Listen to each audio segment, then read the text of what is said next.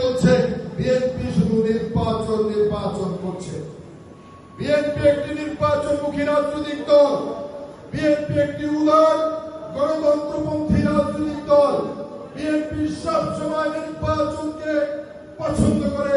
BNP নির্বাচনের মধ্য দিয়ে রাষ্ট্র ক্ষমতায় অধিষ্ঠিত হতে চায়। বিএনপি কখনোই পিছনের দরজা দিয়ে ক্ষমতায় যেতে চায় না। বিএনপি কখনোই ষড়যন্ত্রের মধ্য দিয়ে ক্ষমতায় যেতে চায় না। বিএনপি কখনোই অবৈধ পন্থা অবলম্বন করে ক্ষমতায় যেতে চায় না। বিএনপি একটি গণতান্ত্রিক রাজনৈতিক দল হিসেবে বিএনপি নির্বাচনের মধ্য দিয়ে ক্ষমতার মসনদে অধিষ্ঠিত হতে চায়। প্রিয় বন্ধুরা, একটি রাজনৈতিক দল তারা যারা বাংলাদেশের ভেস্টের টিকিট বিক্রি করে থাকে, যারা মব তৈরি করে থাকে, এই বট বাহিনী বাংলাদেশের একটা ঘটনা ঘটলেই বিএনপির ঘাড়ে দায় চাপাতে চায়। আপনারা হয়তো ইতিমধ্যে বুঝে গেছেন আমি কাদের কথা বলছি। আমি কোন রাজনৈতিক সংগঠনটার কথা বলছি।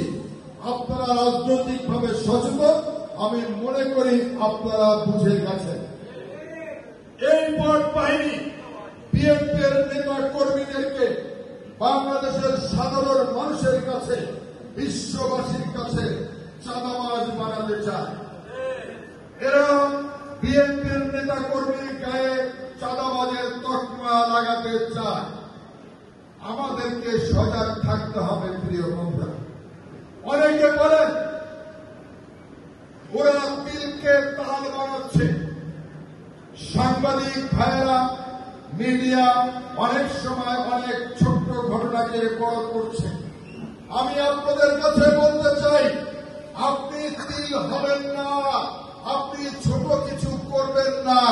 আপনি যদি তিল না হন, ওটাকে কেউ তাল বানাতে পারবে না। যদি ছোট কোনো ঘটনা না ঘটান, ওটাকে কেউ বড় করতে পারবে না। কথাটা ক্লিয়ার প্রিয় বন্ধুরা?